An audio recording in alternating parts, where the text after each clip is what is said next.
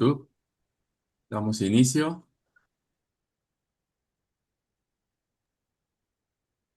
3, 2, 1, adelante. Buenas noches, bienvenidos a este octavo podcast de FESORMEX. En esta ocasión tenemos la fortuna de tener al doctor Rodolfo Lugo, a la doctora Perla Sepúlveda y al doctor Sebastián López, que nos van a hacer pues una disertación, ¿verdad? Más que todo sobre apnea del sueño.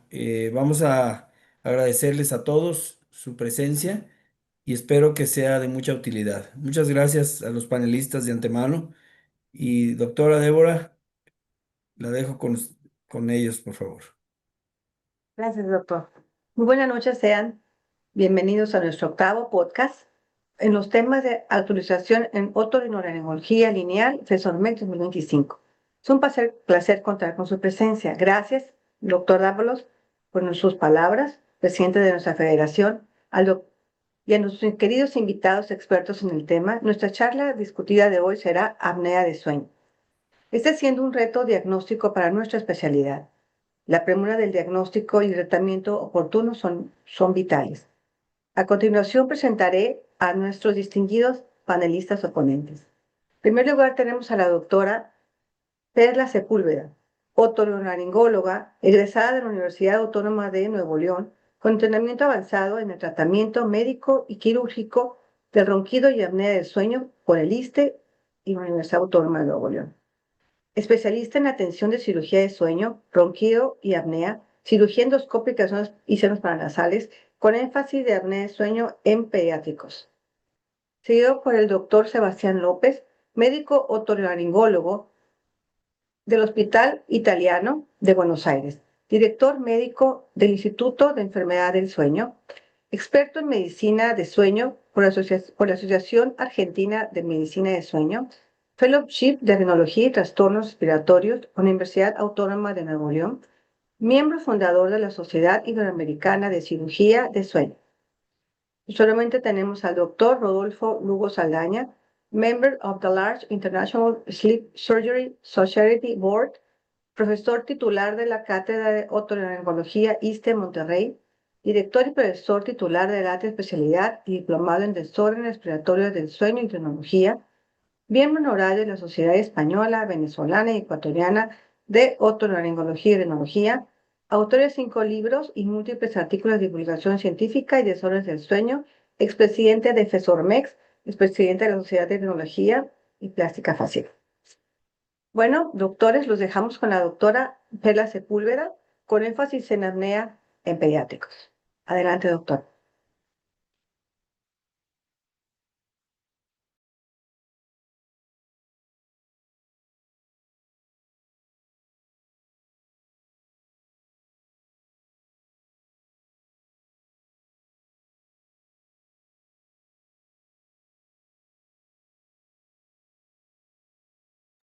¿Ahí me escuchó?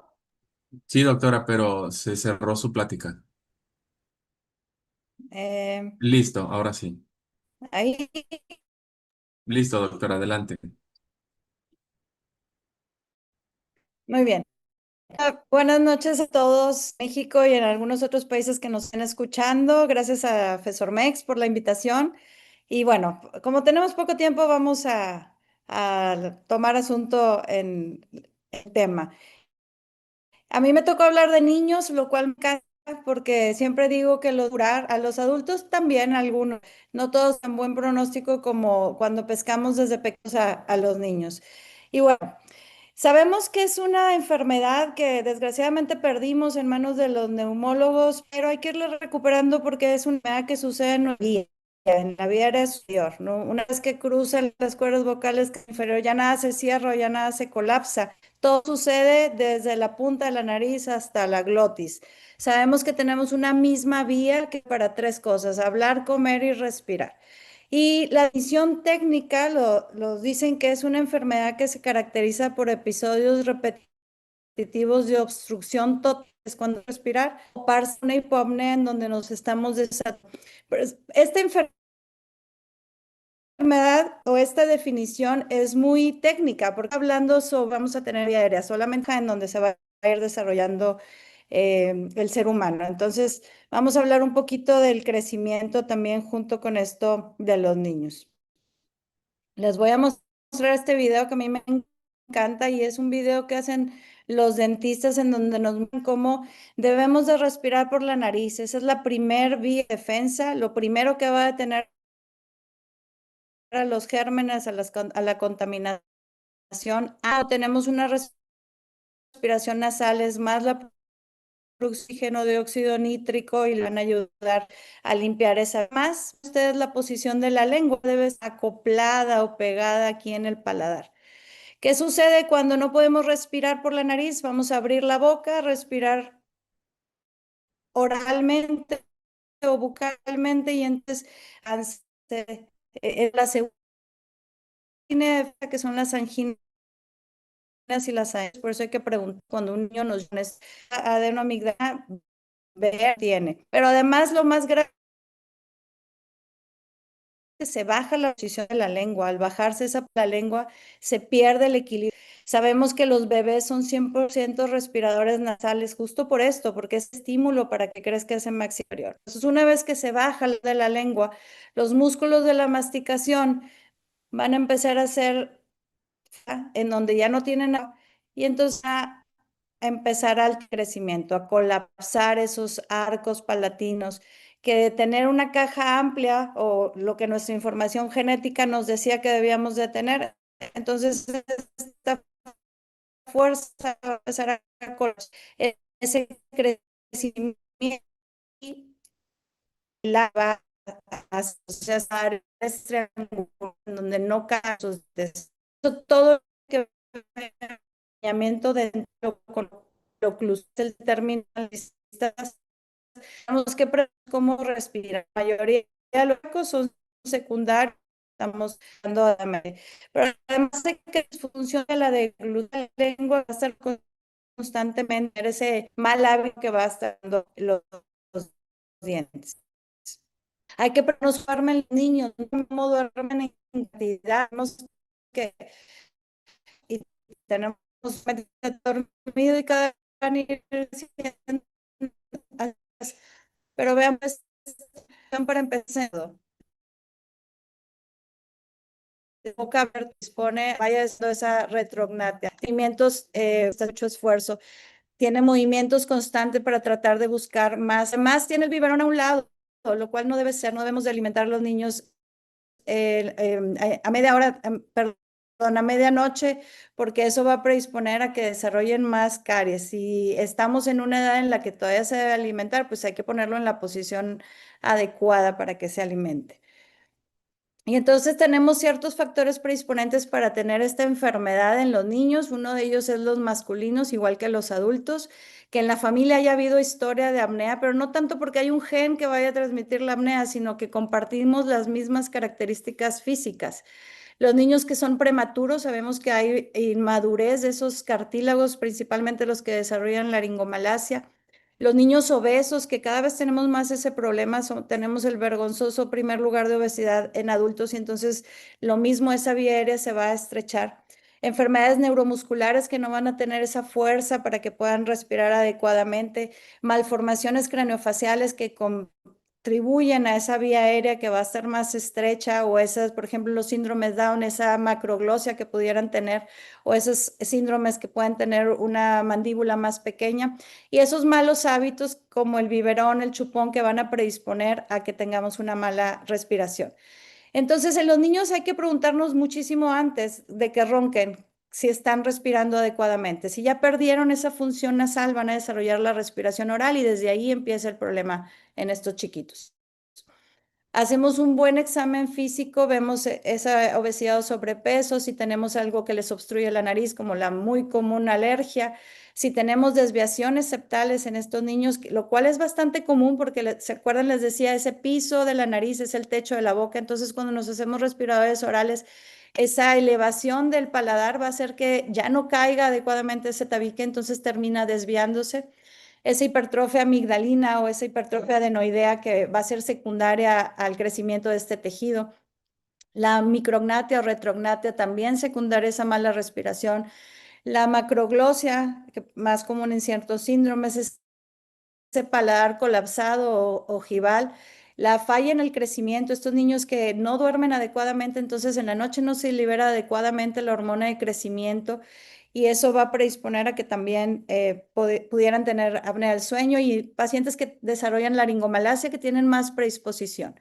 Entonces hacemos este examen físico y no solamente quedémonos en ver la cavidad oral o el examen de otorrino que hacemos normalmente, hay que ver ese examen maxilofacial, ese examen dental y esa postura. Yo siempre les hago este video a estos niños donde vean cómo el paladar está colapsado, cómo tiene esos dientes chuecos, esta niña también, cómo tiene esas amígdalas grandes. Este otro niño, cómo tiene una malformación de la mandíbula hacia un lado, entonces él mastica solamente de ese lado, hasta su ojito lo tiene asimétrico. Este otro niño, no sé si se alcanza, a mí me tapa, pero cómo tiene colapsado el paladar, arriba tener caries y esos dientes apiñados. Acá está otra niña también. Y esta última, que vean la postura, cómo está colapsada y los dientes, perdón, los hombros hacia adelante, esas ojeras marcadas, ese colapso en el crecimiento inferior donde tiene amontonados los dientes y bueno, su hipertrofia amigdalina. Entonces, no solamente ver al fondo, que es a lo que estamos acostumbrados, también ver arriba, abajo, vamos a hablar de él. Y entonces, hacemos un examen, como les decía, desde la punta de la nariz, la válvula. Desde los niños encontramos niños con válvulas cerradas, con desviaciones septales, con espolones, con hipertrofia de cornetes, con conchas bulosas, con sinusitis, con poliposis. Todo lo que tengamos en esa vía aérea superior hay que corregirlo porque va a predisponer a aumentar la resistencia y empezar a desarrollar un problema como estos. Este niño que siempre lo pongo como ejemplo, yo lo operé a los 5 años de adenoamígdalas, este niño primero y regresa a los 12 con este paladar. Vean cómo no se le resolvió el problema operando lo de las amígdalas, ahí es donde tenemos una apnea residual. Esa hipertrofia de amígdala lingual también, perdón. En esta última foto pareciera que son amígdalas palatinas, pero es amígdala lingual, esa macroglosia.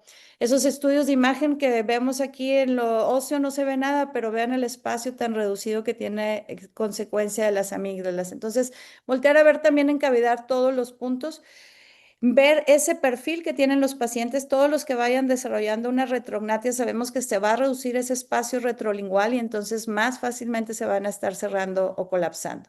Y muy importante, no dejar de lado el frenillo o esa lengua fija que no le... Vean, el niño pregunta, ¿cómo se levanta la lengua? Porque es algo que nunca ha logrado. Entonces, si él no puede poner la lengua en su posición, pues no va a poder desarrollar un buen crecimiento ahí de su maxilar superior. Y siempre le digo, el maxilar superior se lleva de la mano al maxilar inferior porque es como si estuviera articulada ahí la lengua para el correcto crecimiento. Y bueno, en estos niños hacemos el diagnóstico, como en todos, el gold estándar es una polisomnografía completa, pero desgraciadamente no tenemos suficientes polisomnógrafos para darle batería a toda la población en México. Ojalá hubiera en todas las ciudades, en todos los laboratorios, pero tenemos pocos. Pero además el costo también a veces nos impide hacerlo completo. Así que en algunos niños que ya hayan crecido un poco, que estén mayorcitos, se pudiera hacer un estudio portátil tipo 3. También no en todos los pacientes se les hace un estudio diagnóstico, aunque claro, para diagnosticar la apnea hay que saber cuántas apneas tiene por hora, pero el simple hecho de ver ese examen físico que nos da todas las alertas, hay que empezar a considerar que pudiera tener apnea. Y a diferencia de los adultos, no les permitimos tanta hipoxia a los niños. Si se fijan, una apnea leve va hasta 5, a diferencia del adulto que 5 todavía lo consideramos normal.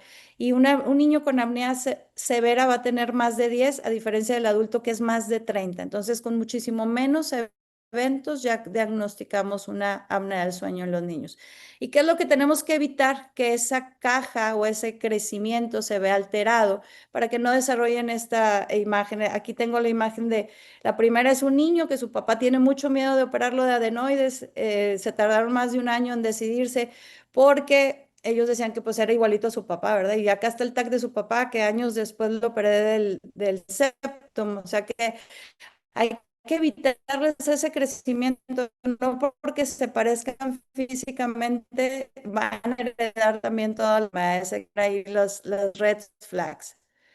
Y bueno, hacemos tratamientos quirúrgicos en los niños, tratamientos de nariz. Sí. Por años se pensó que la nariz no se toca en los niños, es centro de crecimiento que es alterar y que después pudiéramos darle, pero la realidad es que les va a alterar su crecimiento, sean aspiradores a lo que pudiéramos, más realmente los centros de crecimiento están en la base cráneo. Adenoides, hacemos amígdalas, palatina, amígdala lingual, cirugía de lengua bastante cada vez más sintomático, cirugía de hipofaringe, epiglotomía, supraglotoplastia, etcétera, dependiendo lo que amerite. Hay que controlar todos los factores que podamos para que respiren bien, alergias, las inmunodeficiencias, controlar esa obesidad pequeños en los niños, explicarles a los padres, a los papás, que si ellos no duermen bien, entran en sueño profundo, que es cuando se regula el metabolismo, pues van a tener más resistencia a la insulina, va a haber una disregulación del y la leptina, que es la hambre y la hormona antidiurética. Entonces, va a haber muchos síntomas que estemos justificando por otras cosas y la realidad es que no están durmiendo adecuadamente.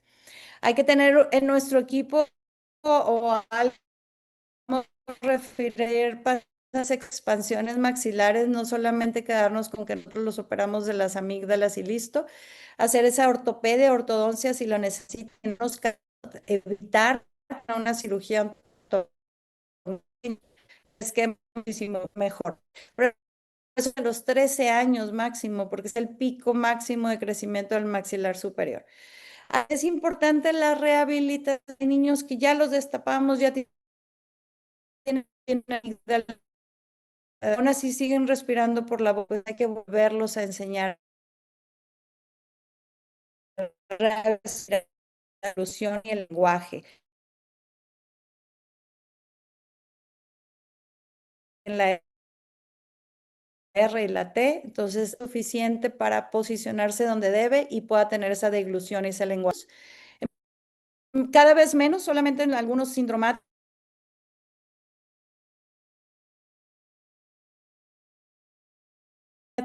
Tratamiento siempre va a ser quirúrgico. Ese mal apego que lo tenemos también en los adultos, pero además en que esa presión pudiera también colapsar el crecimiento.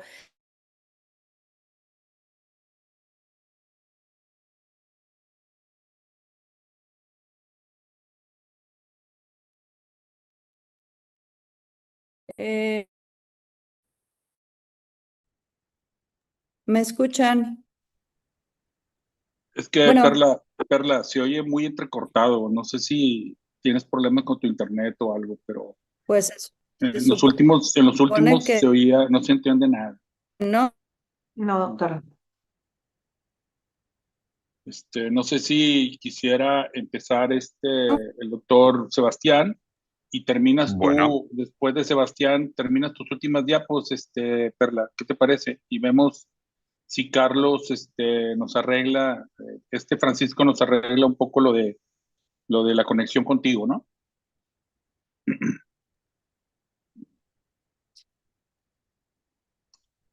Bueno, Doctora Perla, Sí, ¿está ok. bien? ahí me Perfecto, escuchan. doctora. sí, Perla. Pero es que Sí, Ay, no, te pregunté no sé si no había problema. no sé qué pasó con el internet, nada más de repente me sacó. Pues se Sí, es supone que, que me marca que estoy conectado, pero ya ve, hoy llovió mucho en Monterrey y el internet ha estado muy itinerante.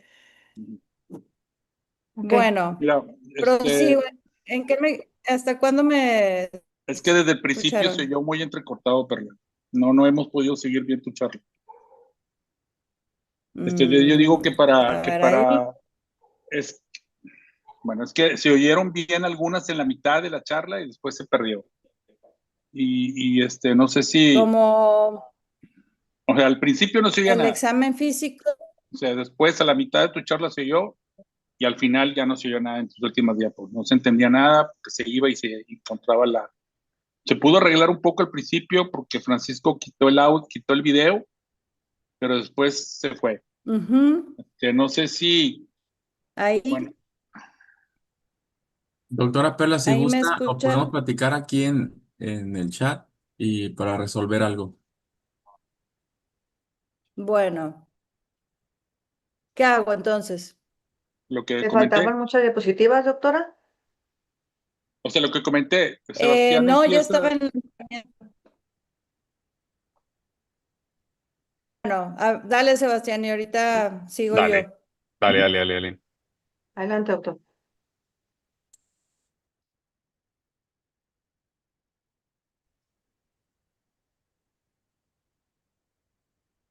Ahí se ve la diapo. Sí. Adelante, doctor. Sí, Perfecto. Buenas noches. Yo soy el doctor Sebastián López. Soy médico otorrinolaringólogo. Trabajo en el Hospital Italiano de Buenos Aires y me formé con el doctor Lugo. Así que, en primer lugar, agradecerles la invitación a participar de este podcast para formación para médicos. Hoy vamos a abordar un tema de gran relevancia, creo que en la práctica del otorrinolaringólogo, que son las apneas obstructivas del sueño. Creo que tiene es una patología que tiene una gran prevalencia, pero creo que en la formación médica capaz que queda un poco renegado lo que estamos haciendo. Entonces, a lo largo de esta charla, que es cortita, vamos a dar los puntos importantes de cuáles son sus mecanismos fisiopatológicos, cuáles son sus manifestaciones, enfocado en el adulto en este caso, porque Perla dio sobre niños, cuáles son las comorbilidades y cuáles son las opciones para diagnosticar y cuáles son los enfoques para tratar estos pacientes. En general, cuando yo hablo de este tema, siempre me gusta ir un poco más amplio y entender que básicamente los trastornos respiratorios van a pertenecer a una parte de la medicina del sueño y tenemos que entender que en Argentina hay datos graves que se calcula que alrededor del 75% de los argentinos tienen una patología del sueño, ¿sí?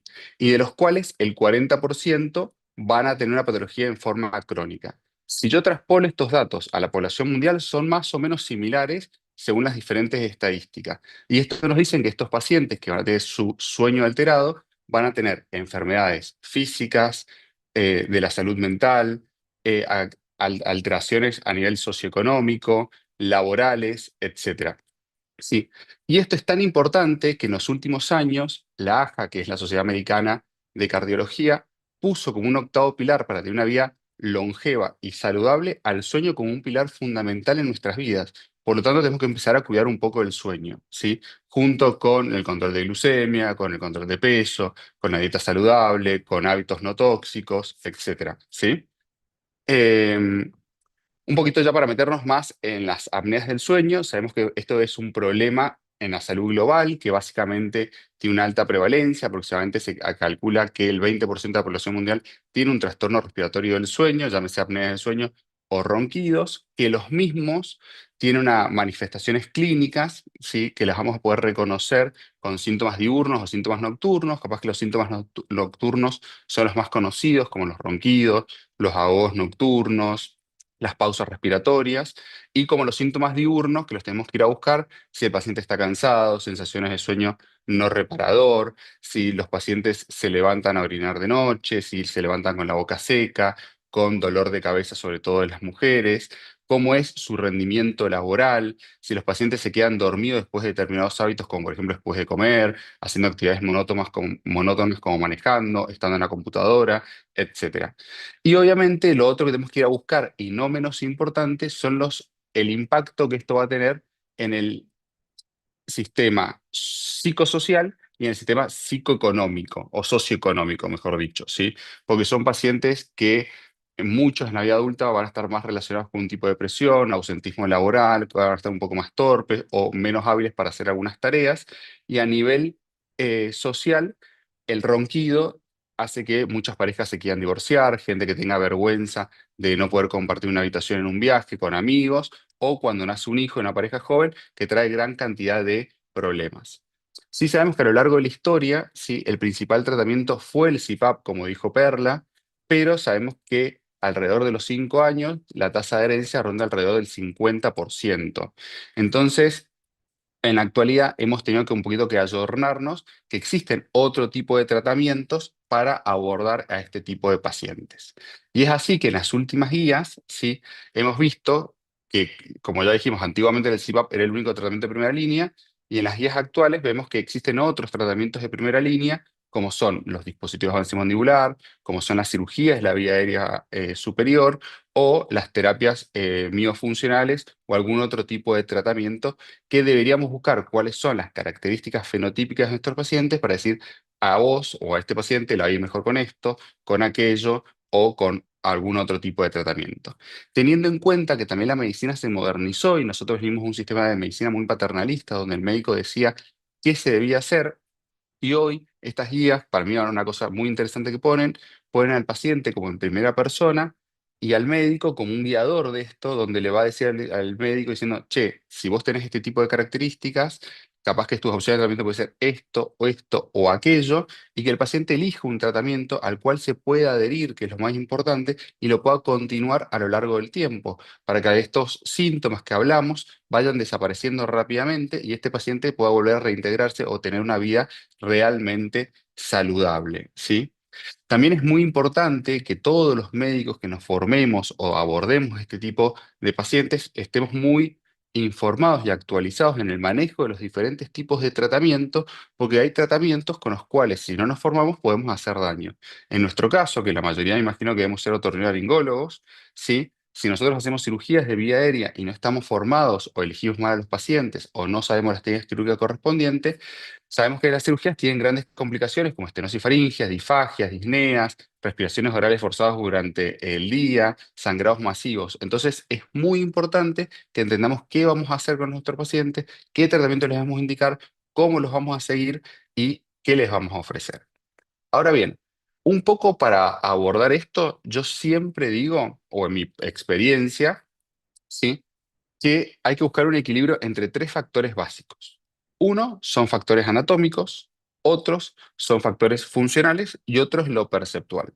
Lo anatómico capaz que es lo que más acostumbrados estamos como otorrinolaringólogos, que es buscar algún motivo o causa de obstrucción de la vía aérea, y es un poco lo que decía Perla, a veces ese afán o esa formación que nosotros tenemos es abrir la boca y mirar qué pasa dentro de la boca, decir, bueno, sí, pasa dentro de la boca, pero ¿qué pasa también con el continente del sistema esqueletal?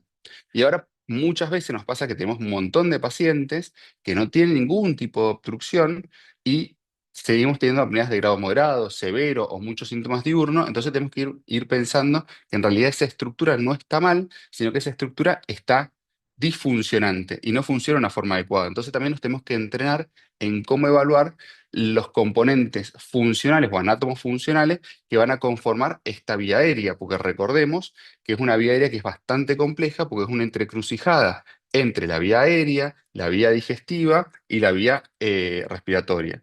Y por último, y no menor, es la percepción del paciente, que a veces nos olvidamos con el afán de hacer muchas cosas.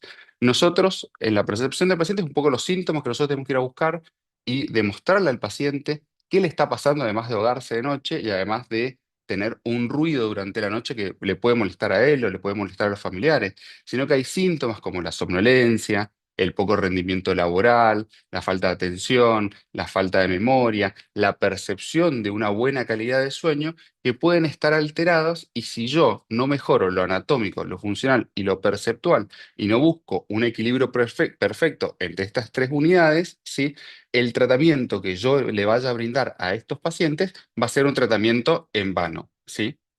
Ahora bien, ¿cómo hago yo en la vida diaria, en general, para intentar buscar estos tres factores? Por un lado, yo siempre he vivido que tenemos la anamnesis y el examen físico, que es buscar estos síntomas que el paciente lo lleva a la consulta o por qué el familiar o la pareja lo lleva a la consulta, y empezar un poco a averiguar qué es lo que percibe él de todas estas cosas, ¿sí? Y ahí es donde empieza un poco la psicoeducación, de decir, bueno, más allá que te haya traído la pareja o que lo que te molesta es el ronquido porque no podés compartir el cuarto con amigos, familiares, hijos, etcétera, ¿sí? Entender que este poco rendimiento laboral, el que estés cansado o el que tengas síntomas pseudodepresión pueden estar relacionados a esto, ¿sí? Entonces ahí tenemos que hacer mucha psicoeducación. Otra cosa fundamental es el síntoma que lo lleva también el paciente a la consulta, porque no es lo mismo que sea traído a que el paciente lo venga por su voluntad propia. Y otra cosa son los exámenes físicos o anatómicos, que ahí vamos a ver algo del continente o lo esqueletal propiamente dicho, ¿sí? Que no tenga ninguna malformación esqueletal severa, que el paciente si es obeso o no es obeso, adentro de la boca cómo están las amígdalas, la lengua, el frenillo, y un poco lo que decía Perla, que lo tenemos que traspolar también un poco a la vida del adulto, ¿sí? Y obviamente de todas estas estructuras, cómo están funcionando.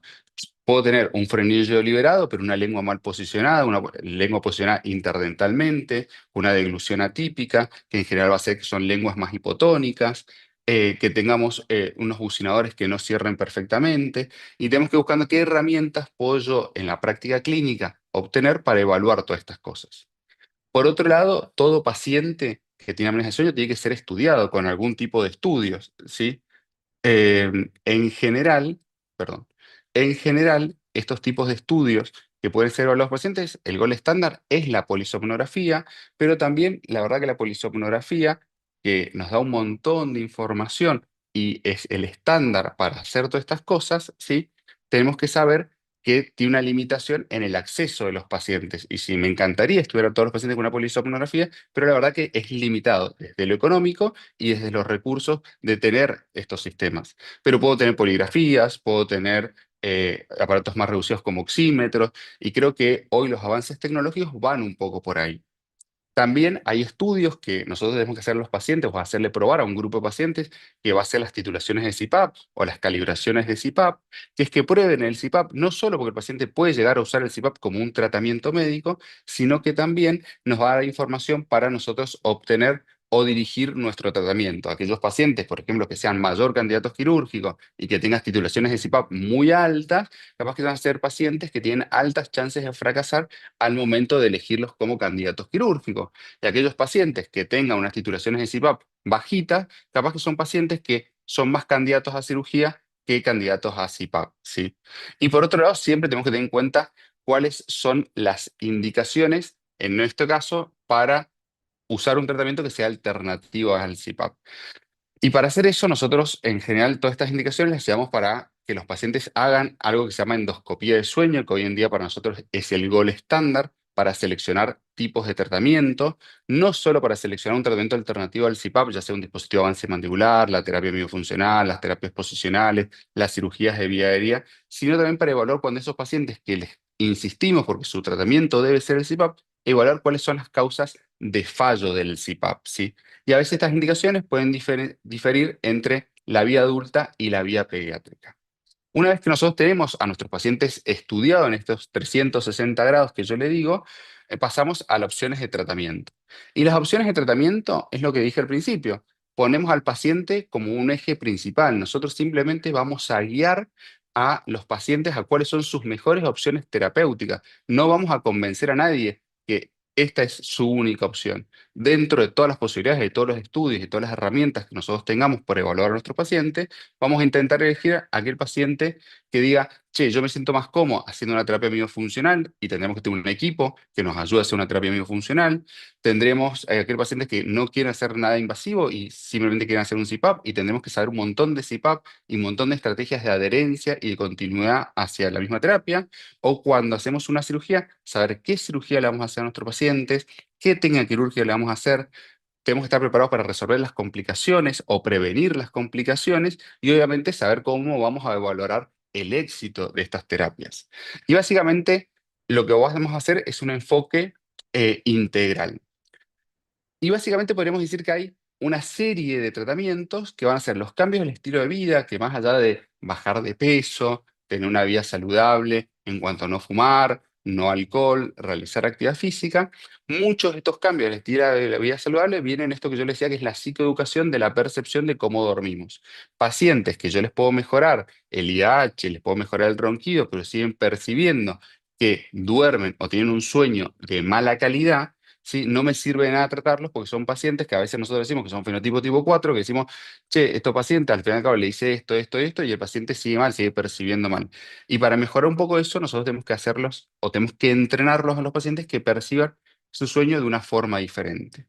Tenemos que entrenarnos en manejar los diferentes tipos de ventilación invasiva, ya sea el CPAP, ya sea el BiPAP, y ver qué estrategias de adaptación o de elecciones de máscaras tenemos, qué estrategias en el aumento de la presión podemos hacer para que el paciente se adhiera al tratamiento y no lo rechace. Recordemos que en general la primera experiencia o el primer acercamiento que tienen los pacientes con estos tipos de tratamiento van a marcar un poco la adherencia. Si yo no sé cómo guiarlo, yo le selecciono mal una máscara al paciente, yo no tengo un equipo que contenga todo esto, en general son pacientes que van a fracasar. Y capaz que es su única opción en ese sentido.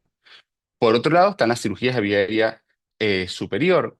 Capaz que las cirugías que más realizamos son las cirugías de paladar, secundariamente las cirugías de hipofaringe, y acá el éxito de la cirugía, más allá de saber la técnica quirúrgica y entender a qué pacientes se lo vamos a dar, es la selección adecuada del paciente.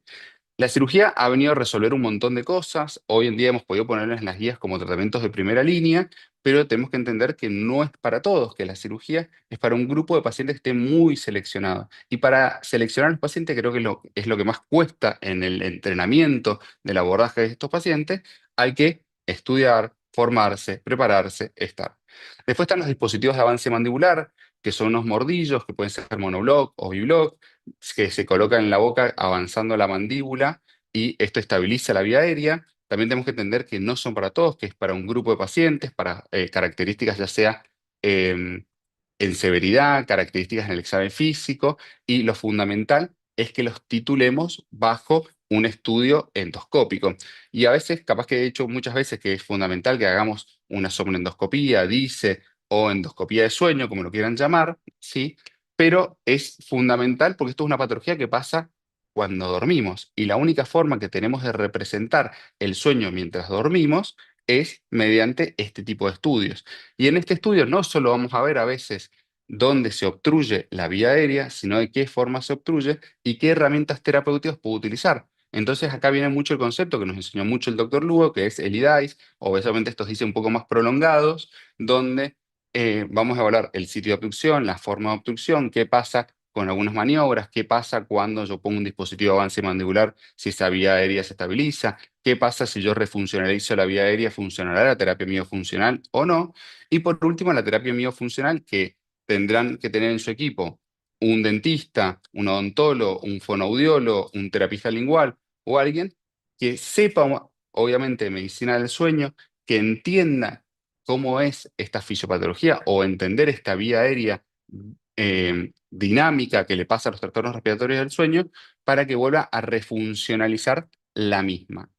Y obviamente creo que todos estos tratamientos han tenido un gran auge o hemos podido ponerlos todos en una primera línea como elección al tratamiento porque hemos tenido tecnologías que un poco nos han ayudado. Y estas tecnologías han sido relacionadas al diagnóstico, al seguimiento y al tratamiento. Con respecto al diagnóstico, venimos de una polisomnografía, donde es un método bastante complejo, un método poco accesible y bastante costoso por algunos lugares, a métodos más simplificados que han venido a solucionar o por lo menos escoriar en gran medida o ser un poco más sensible para que los pacientes accedan al tratamiento. Pero no solo tenemos para el diagnóstico etiológico, sino que tenemos herramientas, por ejemplo, para evaluar el topodiagnóstico. Es lo que les expliqué un poco de la endoscopía de sueño y con todas las maniobras o la instrumentación de la vía aérea que se pueden hacer con la misma. Y también otras para evaluar o objetivar a veces estas formas o alteraciones funcionales que tiene la vía aérea, y tenemos el y la cuchara y algunas otras herramientas. Una cosa no menor, y para mí súper importante, es que en muchos de nuestros tratamientos o muchos de los problemas que tenemos con nuestro tratamiento es la adherencia y el seguimiento. Y hoy tenemos desde aplicaciones de los sistemas de presión positiva, como los de ResMed, que tiene un AirView, que podemos seguir a los pacientes, podemos hacer teleconsulta, podemos ver en forma dinámica qué le pasó día por día, podemos hacer seguimientos con relojes inteligentes, el Aura Ring, o algunas otras aplicaciones para ir midiendo qué pasa día a día con nuestra calidad de sueño, qué pasa día a día con nuestro ronquido, y así poder ir teniendo un registro diario para que nosotros podamos tomar algunas conductas y por otro lado el paciente le sirve como un enganche para decir, voy mejorando, no voy mejorando, me va pasando esto, entonces los pacientes se adhieren más rápidamente al tratamiento. También tenemos tecnologías que nos han facilitado el tratamiento. Creo que una de las que más nos ha facilitado es poder ver un poco mejor y esto nos ha hecho entender un poco más la vía aérea y es magnificar lo que nosotros estamos viendo y lo que nosotros estamos haciendo cuando estamos operando, ya sea a través de lupas, a través de endoscopios, a través de la cirugía robótica. Tenemos tecnologías que hemos incorporado como suturas que han revolucionado las cirugías de paladar en casi la última década, tecnologías y corrientes eléctricas que han permitido no dañar tanto las mucosas o las fibras musculares del paladar y evitar así menos estenosis, menos complicaciones. Tenemos herramientas de tratamiento en cuanto a las presiones positivas donde se han hecho mucho más silenciosas, donde hemos tenido sistemas mucho más inteligentes al momento de reportar qué le está pasando a nuestros pacientes, o herramientas, por ejemplo, para hacer la terapia funcional con las aplicaciones de Airway Gym, que son aplicaciones que son, están validadas médicamente. Entonces, un poquito para concluir esta charla, sabemos que las apneas del sueño es un problema de salud pública muy importante, que van a requerir un enfoque integral y personalizado, que lo más difícil de todo es identificar cuáles son las causas, cuáles son los motivos o qué es el fenotipo de nuestros pacientes para buscar un tratamiento que sea el más adecuado para cada uno de ellos. Obviamente que la cirugía, que capaz que es lo que más nos interesa en este grupo, es una opción efectiva, pero nos tenemos que entrenar para saber a qué paciente se lo tenemos que hacer. Y una vez que nosotros sabemos a qué paciente se lo tenemos que hacer, es qué tenemos que hacer y cómo podemos resolver las complicaciones que pueden surgir, ¿sí? Obviamente esto va a ir mejorando según la precisión, según la medida que vamos incorporando herramientas. Así que desde mi parte, yo los invito a todos a reflexionar sobre la importancia de la salud del sueño y estar atento a cuáles son los síntomas de las apneas del sueño para poderlos estudiar y para que esos pacientes no pierdan tiempo e inicien rápidamente un tratamiento, ¿sí? Porque esto les va a cambiar radicalmente su calidad de vida. Así que eso es lo que tengo para decirles.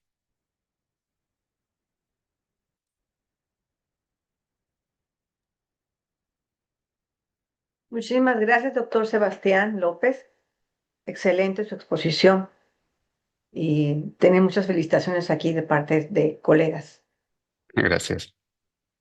En este momento la doctora Perla va a continuar con su presentación.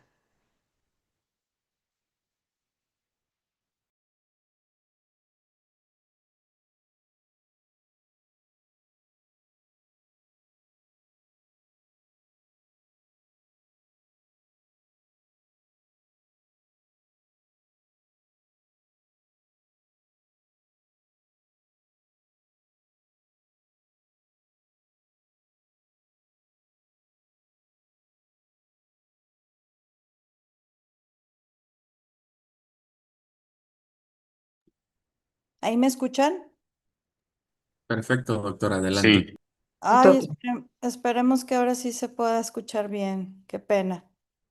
Bueno, Adelante. les decía lo importante de nuestros niños ver cómo respiramos, porque de ahí es como va a iniciar este problema. Les muestro este video en donde vemos la importancia de tener una función nasal adecuada. Si respiramos por la nariz, que es nuestra primera línea de defensa, ahí se van a quedar todas las bacterias, el polvo, los contaminantes, se va a producir óxido nítrico que va a aumentar la capacidad de absorción de el oxígeno. Es, digamos, la primera barrera. Y además, vean lo importante de tener un acoplamiento lingual adecuado, que es la posición natural que debe tener la lengua pegada al paladar. Aquí vemos cómo cuando ya no podemos respirar por la nariz, por la causa que sea, la alergia o la sinusitis o lo que sea, entonces respiramos por la boca. La lengua se tiene que bajar porque tenemos una posición en la que si está acoplada no va a pasar adecuadamente el aire y entonces es cuando empieza a crecer la segunda línea de defensa, que es el tejido linfoide de las amígdalas y las adenoides. Entonces, en todos nuestros niños que nos llegan con problemas de hipertrofia no amigdalina, hay que preguntarnos cómo están respirando. Al bajarse esta posición de la lengua, ahí es donde ocurre todo el problema, porque se pierde el equilibrio de fuerzas que había entre los músculos de la masticación y la lengua.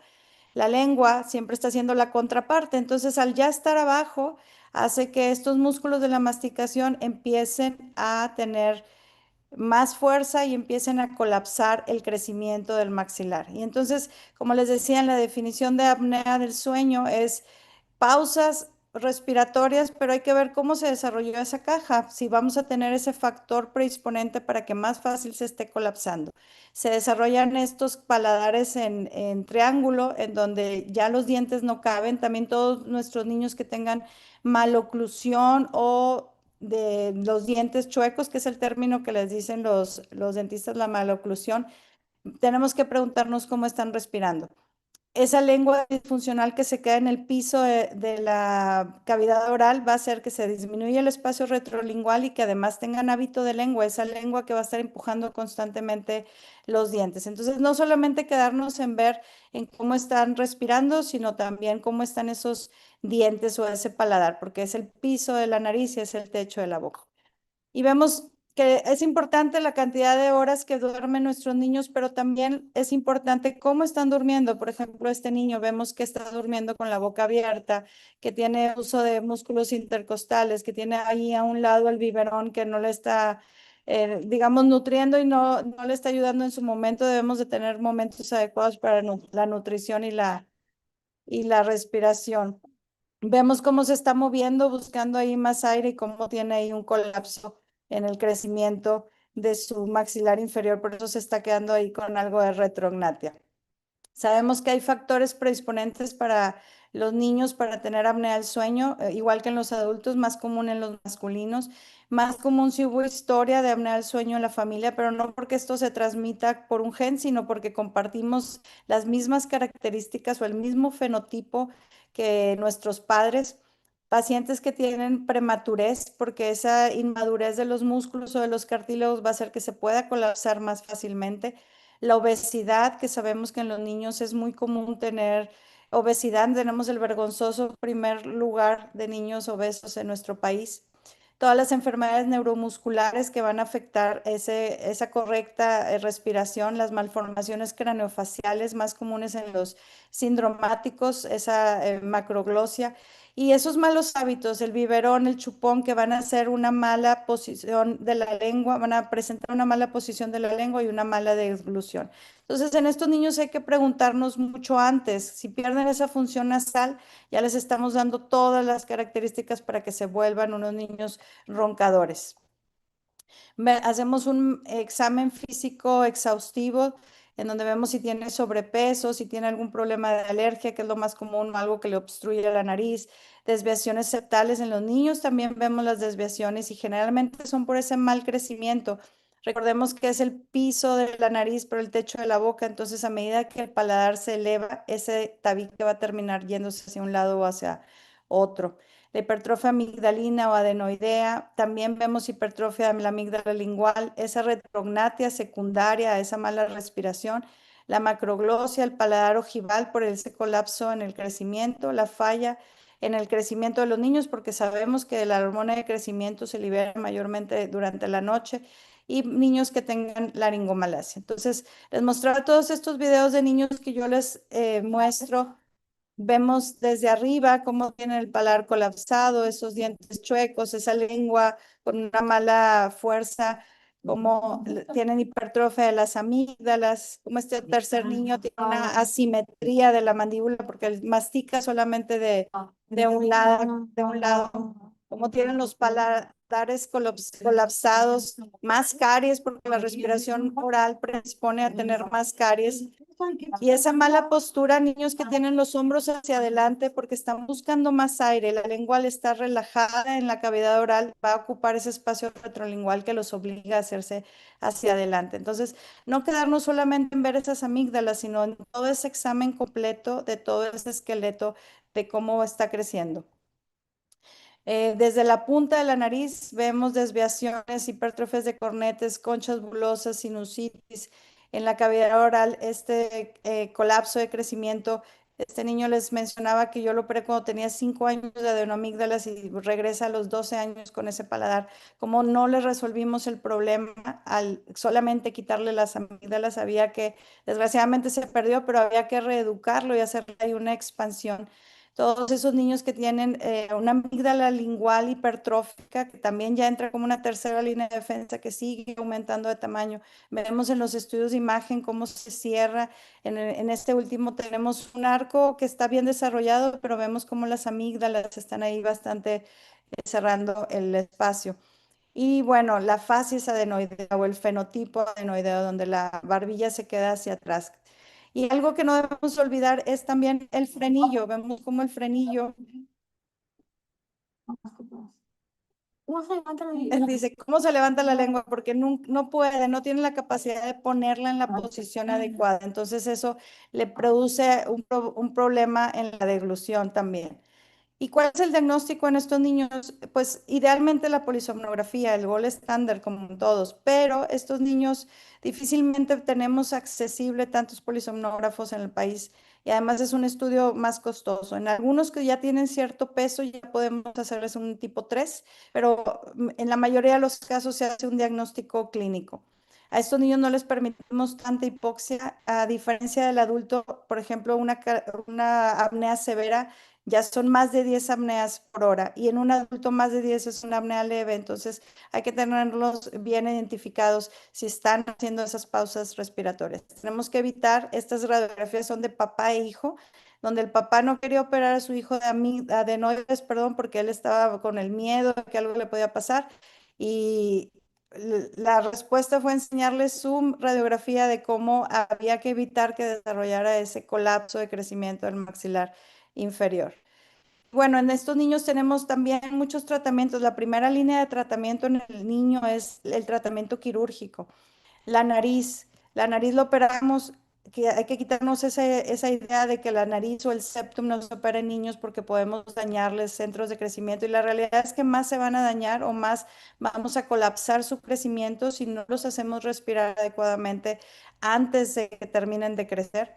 Hacemos adenoidectomía, amigdalectomía palatina y lingual, cirugía de base de cráneo en los niños sindromáticos, cirugía de hipofaringe, sobre todo en niños que tienen el antecedente de laringomalacia.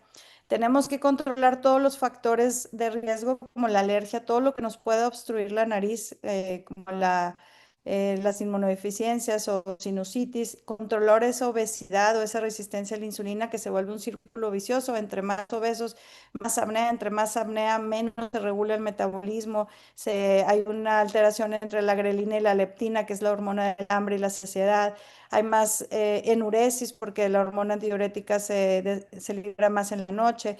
Hay alteración en el crecimiento por la hormona de crecimiento, etcétera. Entonces, es importante ese sueño profundo en nuestros niños, además del aprendizaje y cognitivamente, pues esa liberación de hormonas que van a determinar su crecimiento. Hay que hacernos amigos de los dentistas, que son nuestros vecinos de abajo, porque necesitamos de ellos para hacer esa caja más grande, esa expansión maxilar, ortopedia, ortodoncia que se necesita, la cirugía ortognática y esa terapia miofuncional que cada vez está más de moda. Yo les digo, es como cuando te operan de la rodilla, luego hay que ir a rehabilitación para que camines bien. Lo mismo, hay que volverlos a educar a respirar, hay que educar esa deglución atípica que desarrollaron por no tener la lengua en su posición y hay que proporcionarles las herramientas para que tengan un lenguaje adecuado. Entonces, esos niños que no pueden tampoco hablar bien y que tienen años en terapia de lenguaje, hay que verificar que estén respirando adecuadamente. Por supuesto, utilizamos también CPAPs en estos niños y la presión positiva se utiliza solamente en casos que sea absolutamente necesario, porque como mencioné, la primera línea de tratamiento es el tratamiento quirúrgico. Algunas ventajas del CEPAP, pues como siempre es el mal apego, pero además esa presión que pudiera alterar el crecimiento y causar aplanamiento facial. La primera línea de tratamiento siempre va a ser la adenoamigdalectomía, pero hay más de 40% de falla y es justo por esto, porque no estamos viendo estos niños que están colapsados de su caja, de ese crecimiento. Entonces después los tejidos blandos va a ser insuficiente para que quepan. Hacemos DICES también en niños para ver cuál es el sitio de obstrucción, como este de arriba, que el doctor Lugo va a hacer más hincapié en el DICE, pero vemos si solamente son las amígdalas o si también la epiglotis o algo más está contribuyendo en ese colapso. Operamos los niños de la nariz, de pólipos, de hipertrofia de cornetes, de atresia de coanas, todo lo que sea necesario, obviamente sin ser agresivos, pero todo lo que sea necesario para garantizar que el niño pueda respirar adecuadamente. La cirugía de base de lengua es el segundo sitio más común de enfermedad residual, principalmente en niños sindromáticos, no se digan los niños con síndrome de Down. Y cuando lo operamos, hay diversas técnicas, hay un éxito hasta el 88%. Entonces no hay que olvidar esa base de lengua, aunque no la veamos ya sea por amígdala lingual o por propio tejido. Y la hipofaringe, que es después de la base de lengua, el segundo sitio, perdón, sería el tercer sitio, es el más común en pacientes que tuvieron laringomalacia. También les va muy bien cuando los operamos adecuadamente. Aquí tenemos además un dice de un paciente que tenía un quiste, que además ese quiste hubo que resecarlo porque también puede haber otro tipo de tumoraciones o tejido que sea anómalo y que nos esté obstruyendo ese paso de la vía aérea. Y bueno, no olvidar la expansión rápida maxilar, por eso les decía que es importante asesorarnos o tener en nuestro equipo un buen dentista, porque el espacio que ganamos aplanando el paladar es el espacio que vamos a ganar en volumen de aire que entra en la nariz. Entonces, al principio se ven raros esos niños con los dientes tan separados, pero es importante corregirles y además porque eso también va a corregir que el tabique tenga el espacio suficiente para que pueda quedar. La terapia miofuncional que les mencionaba es la reeducación de la respiración, deglución y postura para que puedan tener una buena respiración. Y esto es lo que buscamos. Esta niña es una de nuestros pacientes estrella que de inicio tenía mucho bullying, le decían mate a ella porque vean la gran retrognatia que tiene, el gap tan grande de la mordida, los dientes chuecos. La operamos de adenoamigdalectomía, pero si ahí nos hubiéramos quedado, eso hubiera sido insuficiente con ella, hubiera crecido con ese esqueleto facial. Entonces, además de controlarle su alergia, se hizo una expansión rápida maxilar, se hizo una terapia miofuncional y se reeducó la respiración nasal. Ahora es ella a los 13 años, como no ha llevado ortodoncia y sus dientes ya se acomodaron porque respira adecuadamente, no tiene desviación septal y ya no ronca, ya respira con la boca cerrada. Y bueno, eso es todo por mi parte. El doctor luego va a hablar más de dice que ya no quise hacer mucho hincapié y aquí están mis datos de contacto. Muchas gracias. Doctora, ya que ya lo contestó el doctor Rodolfo Lugo, sobre una pregunta sobre apneas centrales en niños. A ver, ¿dónde está? ¿O qué dice? Mm, ¿Pueden hablar sobre apneas centrales en niños? Sí podemos, pero es otra Otro, plática, sí, porque bueno, la diferencia entre apnea central y apnea obstructiva es que en la apnea central el cerebro no manda la señal de respirar. Muy común en los niños prematuros y la verdad es que es todo un tema a tratar, ok, no es quirúrgico. perfecto. Esta charla es más obstructiva, pero me pongo en contacto con la doctora si quieren que le mandemos información o platicar sobre el tema. Muy bien, y aquí está. Sí, sí, para premura de tiempo, doctor Rodolfo Lugo, seguir con su presentación y posteriormente empezamos a leer las preguntas. Perfecto. Ahí ya me están escuchando y se está viendo la pantalla, ¿verdad? Perfecto. Muy bien. Bueno, me voy a ir directo a la diferencia que es entre que lo vea un otorrino de sueño a que lo vea un médico de sueño que no está entrenado en el manejo de exploración y cirugía de la vía aérea superior. El tema de esta charla es apnea obstructiva del sueño. O sea, me encantaría hablar de otros desórdenes del sueño, pero bueno, ahora vamos a hablar de la segunda entidad más común entre el mundo de los desórdenes del sueño después del insomnio, que es la apnea obstructiva del sueño. Desgraciadamente, en los cursos de sueño se habla, apnea obstructiva del sueño se cura con CPAP, se acabó, listo, y vámonos. El problema es que hay una alta falla con el uso del CPAP. Y no es una onda mía, no es una onda de otro doctor. A mí me encanta recetar CPAP. Yo, el 80% de mis pacientes le receto CPAP. Pero tenemos un problema que es la pobre adherencia.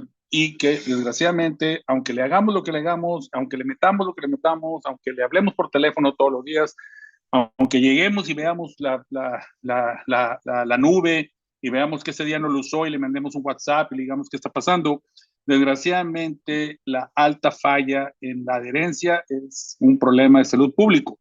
Y esa es una de las indicaciones de las cuales nosotros vemos más comunes en cuando solicitamos una endoscopía de sueño inducido o, en su caso, una endoscopía despierto cuando estamos empezando a abordar al paciente.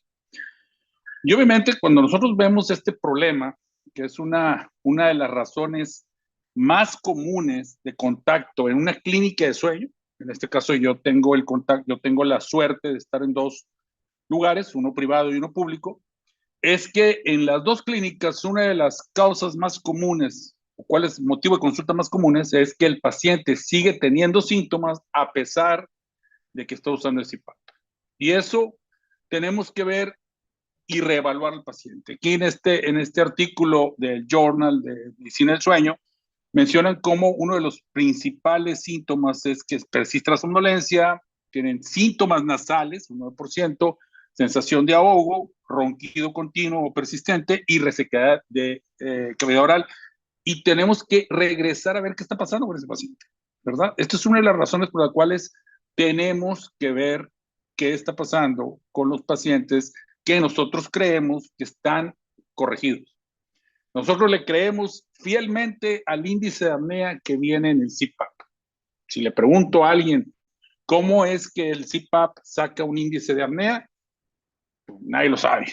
O sea, sí lo hemos investigado, claro, pero cuando le preguntamos a alguien que pone CPAP, si le decimos, oye, ¿estás seguro que ese índice de apnea de 0 o de 1 es el correcto? Empezamos con los problemas. Entonces, tenemos que irnos a las bases y regresarnos a ver qué está pasando. Y si el paciente es candidato por sus parámetros anatómicos, por sus parámetros de estudios, por los de presión, por todos los que nosotros vemos, podemos irnos a verlo en acción, que es lo que yo digo a mis pacientes. Verlo en acción. Nosotros hacemos una sala de endoscopía, les comparto unas imágenes y unos videos de cómo nosotros en la sala de endoscopía, en la sala de pre-endoscopía, nuestro odontólogo va, le hace una medición, vemos el registro, tomamos algunas medidas, esa es la sala.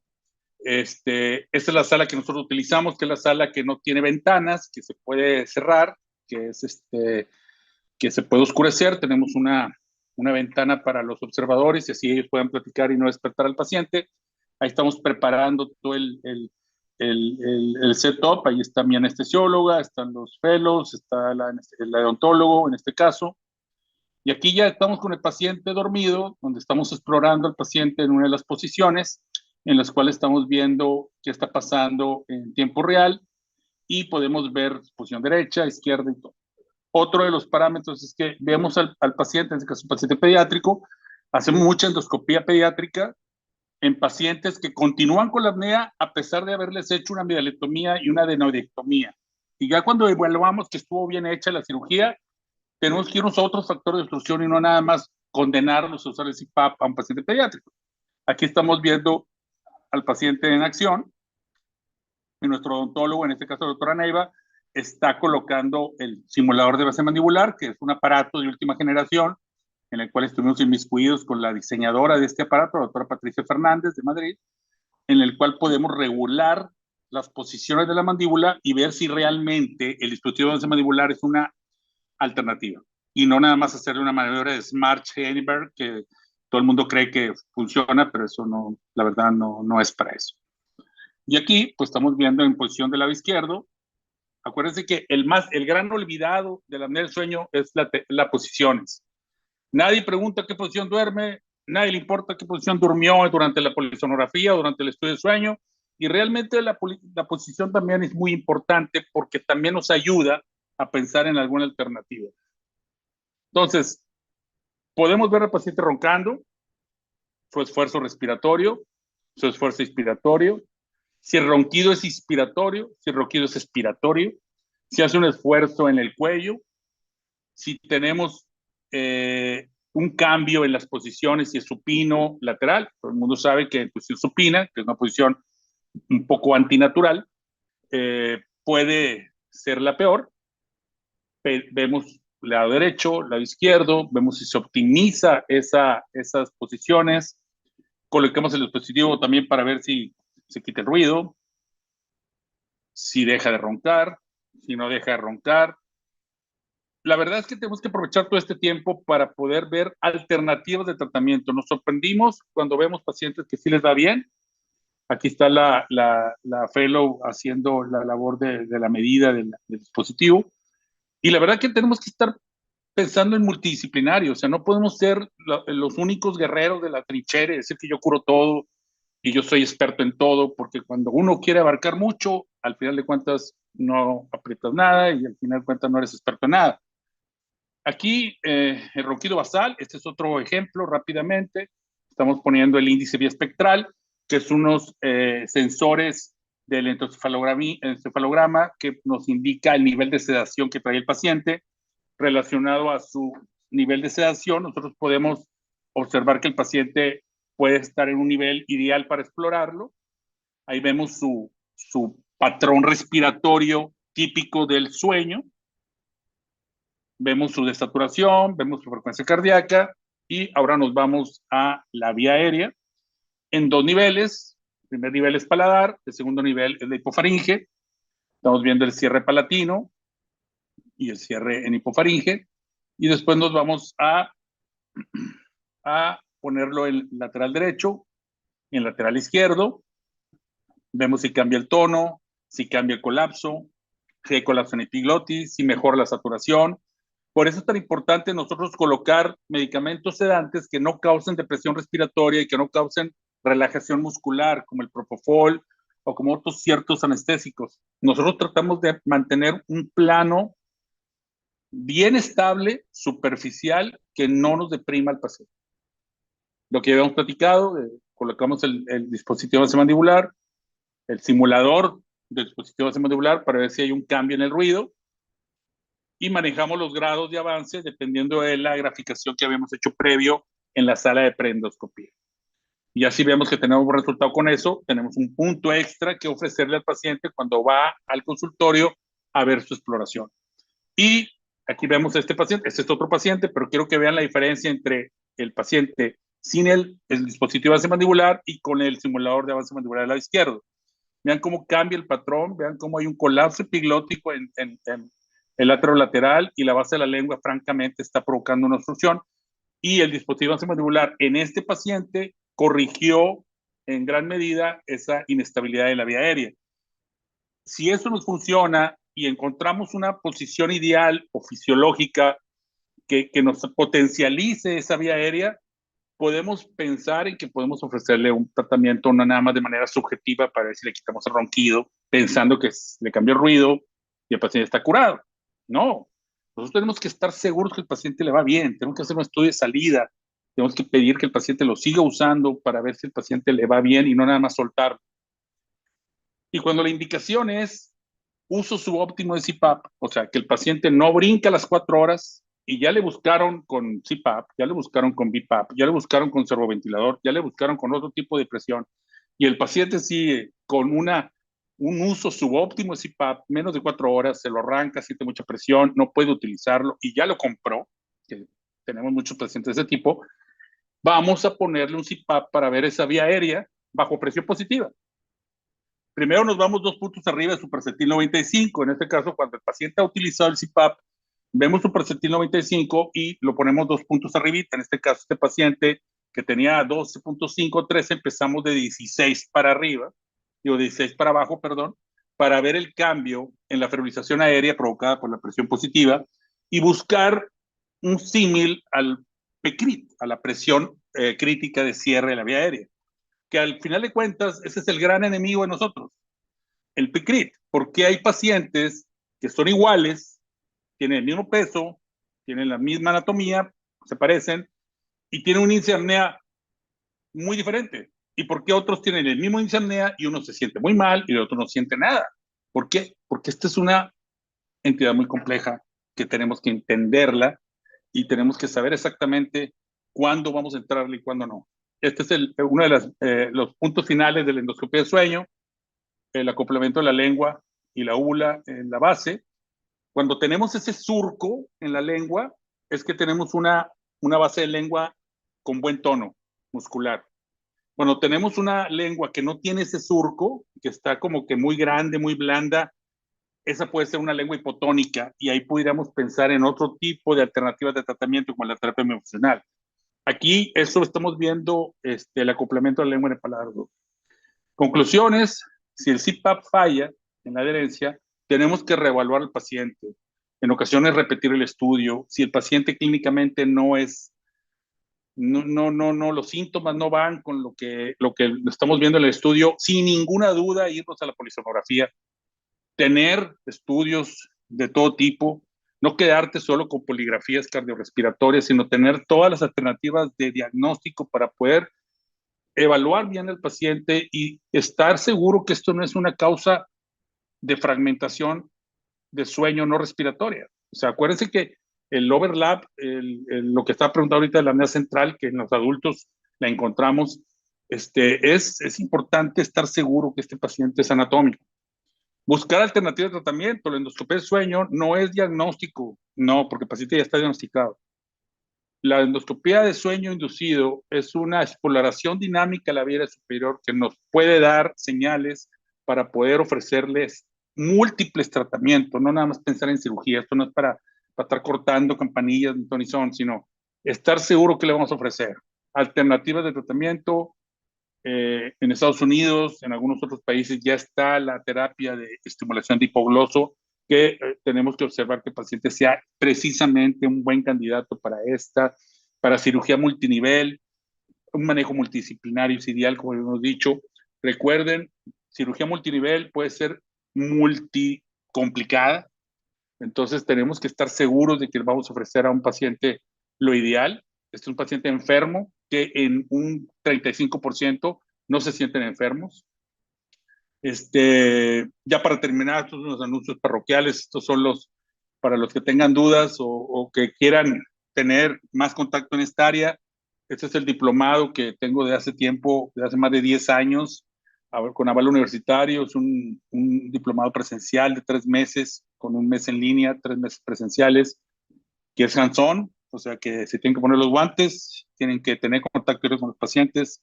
Ahí está el contacto. Estamos en la generación 29 y tenemos los lugares del 2027, pues, estamos ya viéndolos. Los esperamos a los interesados. Y tenemos otro programa académico con la Universidad de Roma en un fellow multisede, en Roma, Nueva York y en Monterrey, donde el profesor, el alumno escoge cuánto tiempo quiere quedarse, mínimo 1 mes, máximo 2 meses en cada área, y pues puedes observar cómo se maneja en Europa, cómo se maneja en Estados Unidos, cómo se maneja acá. Y pues la verdad que hemos tenido ya bastantes alumnos. Estos son los alumnos que hemos tenido del Congreso del Curso Internacional, de Hungría, de Israel, de la India, de México, y tenemos más de 100 egresados en nuestro programa, que con mucho orgullo los presumo, y que la gran mayoría son líderes de opinión en sus países. Nos vemos en Morelia. Vamos a tener un invitado especial, al doctor Matej Telacorda, que es de Eslovenia. Es un experto en cirugía hipofaringe de epiglotis. Del 15 al 19 de octubre nos vemos en Morelia, en el área de sueño, que vamos a estar ahí inmiscuidos. Los esperamos. Les sugiero, si están interesados y que les gusta esto, apasionado de esto, pueden unirse a CIBEX, la Sociedad Iberoamericana de Sueño, y a la International Sleep Surgical Sleep Society, que es una sociedad internacional que la verdad está haciendo muy buena labor y que ya estamos haciendo trabajos en conjunto. Y pues esta es una premisa. 27 en Monterrey. Nos vemos aquí del 10 al 13 de marzo de 2027 en Monterrey. A todos los que quieran visitarnos acá en Monterrey, va a haber 7 cursos unidos en un congreso. Aquí los vamos a ver. Y pues muchas gracias por su atención y estamos aquí abiertos a las preguntas y dudas que pueda haber estado. Gracias, doctor Osvaldo. Excelente presentación. Hay varias preguntas. Te voy a leer la que se formuló en cuanto estabas poniendo el dispositivo. ¿Cómo se llama la doctora? ¿Cómo se llama el dispositivo de avance mandibular? Ese se llama, se llama SAM+, simulador de avance mandibular o selector de avance mandibular. Es un graduador en tiempo real que se coloca en el paciente durante la endoscopia de sueño inducido.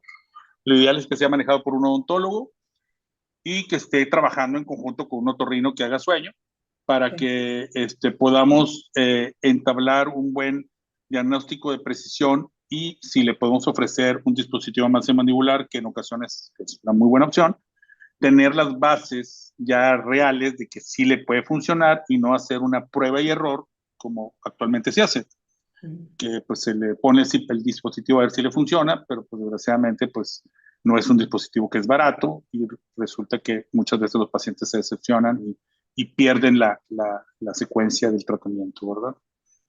Cualquier información, la doctora Patricia Fernández San Juan es amiga mía, ella ha venido ya aquí a nuestros cursos y si quieren informarse, nomás mándenme un correo electrónico o mándenme un mensaje y con mucho gusto les ahondamos más en la información sobre el simulador de avance mandibular. Muchas gracias. Doctora Fortunata Luna, doctor Lugo, ¿cuál sedante superficial utiliza para endoscopia de sueño? La gran mayoría de mis pacientes, yo uso un protocolo con desmetomedina, que en México se llama Precedex, a 1 microgramo de kilo de peso, 15 minutos antes de la exploración, y en esos 15 minutos aprovechamos para hacer las mediciones de mordida, colocar el dispositivo, porque tenemos que hacer un dispositivo provisional con unos plásticos especiales que se tienen que soldar, o sea que tienen que ponerse duros, y pues ese tiempo lo usamos para hacer eso, mientras el paciente empieza a caer un poco ya en sueño. Eliminamos estimulación auditiva y visual, ponemos antifaz, ponemos tapones en el oído, y ya cuando empiece a caer en sueño, y si tenemos el índice espectral, pues nos vamos a explorar al paciente. Nosotros hacemos una exploración de 45 minutos a 1 hora. Lo hacemos con un procedimiento externo, o sea, aparte, no es nada más 5 minutos ver y salirnos, sino es un procedimiento aparte de la endoscopia de sueño inducido. Lorena Solís, la doctora Lorena Solís, ¿a partir de qué edad en niños podemos hacer las poligrafías?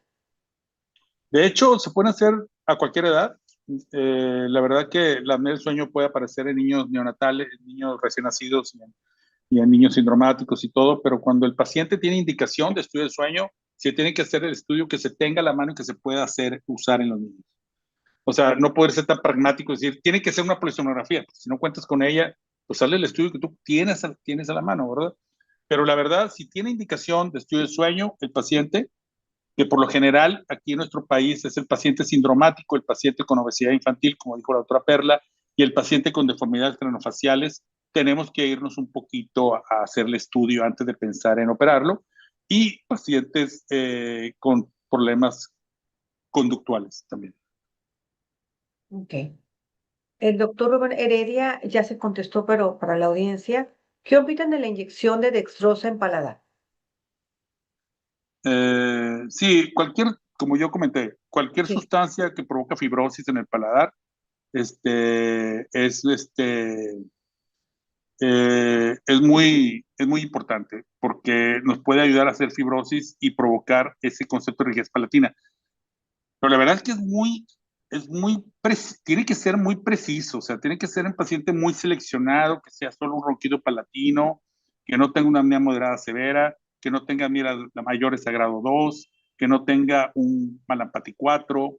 O sea, tenemos que tener un paciente con un cuello menor de 45, índice de masa corporal menor de 31, o sea, sí tiene en el estudio menos de 1000 ronquidos, o sea, porque eso es para rigidez palatina y está muy, muy, muy precisa la indicación, ¿verdad?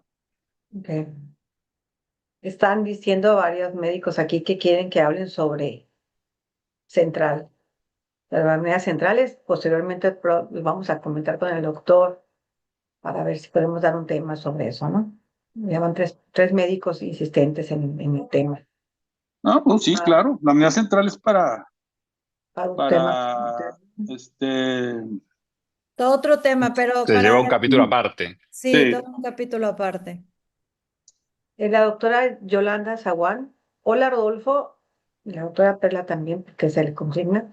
¿Puedes comentar sobre la situación actual del implante hipogloso tanto en adultos y si hay uso aprobado y novedades en la edad pediátrica? Gracias. Ya contestó la doctora Perla, pero ustedes,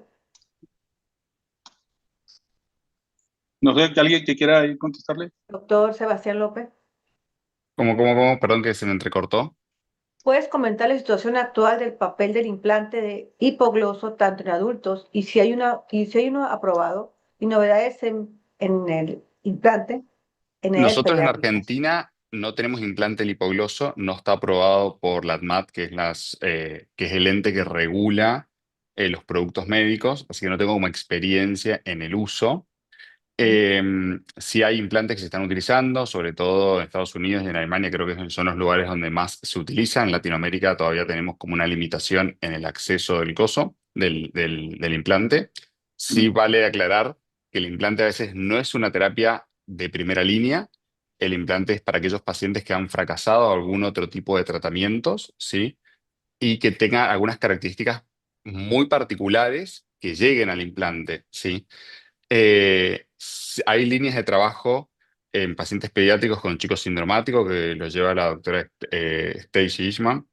Después, en adultos, los datos van a mejorar, no son excelentes o no son brillantes, no es la solución mágica a todos, no es que un implante le solucione los problemas de apnea a esos pacientes, sino como cualquier cosa que yo haga en una patología que es multifactorial, ¿sí?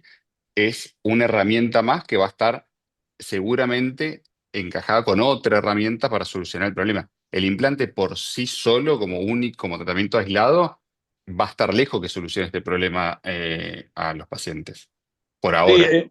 ya hay protocolos en Houston. La doctora Mary France Busso, que es amiga de nosotros y que ha venido aquí también a México y a otros lados, ya está con sus primeros pacientes sindromáticos con implante y ha tenido buenos resultados. Se está trabajando con ellos. Las indicaciones deben ser muy precisas. No es un marcapaso. O sea, mucha gente cree que esto es como un marcapaso cardíaco que se pone para que funcione, 100%. El implante de hipogloso no tiene el éxito en los últimos estudios, están alrededor del 73%, y eso hace que pues el precio y los niveles de éxito sean un poquito complicados para que en Latinoamérica sea cubierto por los terceros pagadores, ¿verdad? Ese es el gran problema con el implante hipogloso, pero pues yo creo, como dice Sebastián, que en un futuro va a ser una opción de Le cirugía falta de tiempo, sueño. porque en Claro, general los primeros son pacientes que ya han recibido un tratamiento y van como segundo tratamiento, como segunda línea de tratamiento. Yo creo que le falta simplemente un poco de desarrollo, que creo que con el avance tecnológico que estamos teniendo, dentro de poco vamos a ver mejores resultados o que sea más beneficioso ese costo que tiene el implante. así es. Hay muchas Este, preguntas ahí. Aquí me está preguntando que qué opinan del láser para el paladar flácido. Así es. Bueno, la cosa es que el láser es una Perla. de las únicas técnicas quirúrgicas que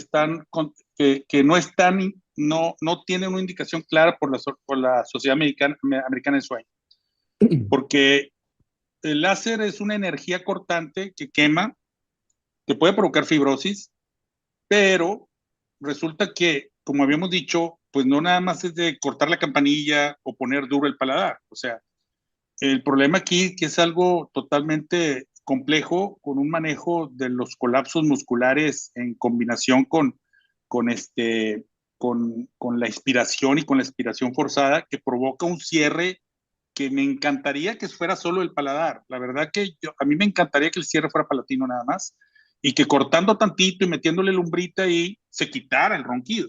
Pero pues, la verdad, el láser se pone de moda, se va, se pone de moda, se va, se Pero pone de yo creo moda, que ahí, se va. Rodolfo, es un poco lo que nos pasa ahora con el entendimiento un poco mejor de lo que le pasa a la vía aérea en forma dinámica a los Claro, trastornos respiratorios, que hemos aprendido a ver que esta vía aérea es diferente a una vía aérea oncológica, que es diferente a otro tipo de vías aéreas, sino que tiene una particularidad muy precisa en los trastornos respiratorios. Y también hemos aprendido que en realidad no tenemos que ir a mutilar y a ampliar la vía claro, aérea, solo generar espacio, sino que tenemos que cambiar los puntos de tracción para que las palancas funcionen de una forma diferente y de esa forma generar amplitud y generar la menos morbilidad posible a estos pacientes. Porque claro, por cortar, ya hemos visto la historia de lo que pasó cortar por cortar. sí. Y la verdad que es lo que le digo, cambian las técnicas, cambian las tecnologías, cambian todo, pero al final de cuentas, cuando escuchamos a los expertos en láser, terminan siendo personas que están aprovechando el marketing pues nos decepcionan. En ocasiones sí salimos un poco decepcionados porque pues están pensando en que, como me dijeron una vez a mí, es que yo quito el ronquido, no la apnea, doctor. Yo solo me dedico al ronquido, yo la apnea ahí la dejo. Entonces, pues la verdad es como que decir, pues no somos médicos, nada más somos ahí arregladores de algo, que me encantaría, te digo, que fuera más fácil, pero el ronquido, lo que sirve el ronquido es que si no existiera el ronquido, los pacientes no estarían en el consultorio. Y más de la De- mitad de los pacientes enfermos no irían a atenderse porque no roncarían, yo, ¿verdad? yo creo que lo Ujú. más grave de eso, como lo que se ha puesto de moda con los influencers, por lo menos en Argentina, no sé cómo ha pasado en México, tipo con los dilatadores nasales y el Tay-Mode, Sí. que Ujú. vienen a resolver el ronquido y este problema de pareja. Y pongámosle que saque el ronquido y que lo saquen, no lo juzguemos. El problema es que lo están dejando con una patología que les genera riesgo cardiovascular, deterioro cognitivo, deterioro socioeconómico, porque son pacientes que falta atención, falta de memoria, van a rendir menos en el trabajo, van a producir menos, se van a enfermar más, se van a deprimir más. Digo, ya está demostrado. Entonces lo único que estoy haciendo es tapando un síntoma y Sí, claro. prolongando una enfermedad y estamos siendo Sí, responsables desde lo médico, sobre todo los que somos agentes claro, médicos, claro, de generarle un daño crónico al paciente cuando lo pudimos haber resuelto de una forma temprana y mucho más fácil o en estadios menos graves. Creo que eso es lo Internet, peor, independientemente si esa gente dice, yo saco el ronquido y me importa sí, solo el claro. ronquido. Es no entender Sí, esto. sí, es la apnea silente que le dicen. Que yo he tenido pacientes así que me dicen, doctor, es que me sigo cansando, yo creía que ya le habíamos hecho con el ronquido. O también los especialistas que dicen, es que ya le quité el ronquido, ya está solucionado el problema. Y por eso siempre les digo que el estudio de salida es bien importante, o sea, no irnos con la finta de que este paciente ya le fue bien porque le quitamos el ronquido, que alguna vez oí con un paciente, una persona que vendía dispositivos de mandibular. Y si tú cómo sabes que el paciente está curado, porque ya le quité el ronquido. O sea, el ronquido no es lo mismo que la apnea, ¿verdad? O igual, la apnea obstructiva no es lo mismo que la apnea central. Pero bueno, si tenemos un paciente con apnea central, da la casualidad que con un CPAP les va bien a los que tienen apnea central. Y si sigue teniendo apnea central severa, le digo a la persona que está ahí, que está preguntando, busque en los institutos nacionales el implante de nervio frénico. Y los resultados son muy buenos, aunque eso lo coloca un cirujano de tórax, ¿verdad? Un neumotórax, un cirujano que haga neumotórax, puede irle a buscar un implante de nervio frénico, que son los estimuladores que son para apnea central. Pero bueno, ya para nada más darle solución a las dudas que tiene la persona. Este, acá con lo de los láseres y las técnicas, lo que pasa es que todos los pacientes son diferentes y no podemos hacer una receta de cocina. La otra vez en un curso alguien nos dijo, es que cuando yo oigo que tienen tantas cirugías es que ninguna funciona. Y yo, no, lo que pasa es que a diferencia de otras enfermedades, es totalmente diferente cada paciente. Hemos tenido pacientes gemelos, idénticos, mismo peso, mismo cuello, mismo índice de apnea. Los síntomas son totalmente diferentes. ¿Por qué? Porque cada paciente es totalmente diferente. Por eso abogamos por hacer un tratamiento individualizado, ¿verdad? Más que nada. Pues felicidades a todos, tienen muchísimas, muchísimas felicitaciones, especialmente el doctor Juan Eugenio Salas, le mandamos saludos. Felicita al doctor Rodolfo Lugo y a sus panelistas, igual a todos ustedes, a los tres panelistas, Gracias. muchas felicitaciones, Gracias. tienen mucha gente. Muchas gracias por todo, No, doctor. gracias por la invitación, Débora, doctor Roberto, y nos veremos en Morelia. Ahí estaremos Les unas agradecemos, corundas. les agradecemos mucho a nombre de Fesormex, a nombre mío propio y de la doctora Débora, su participación y su brillante exposición de cada uno. Muchísimas gracias y creo que ha sido de muy buena, de mucha utilidad y eso lo refleja todas las inquietudes que tiene el auditorio. Muchas gracias, ¿eh?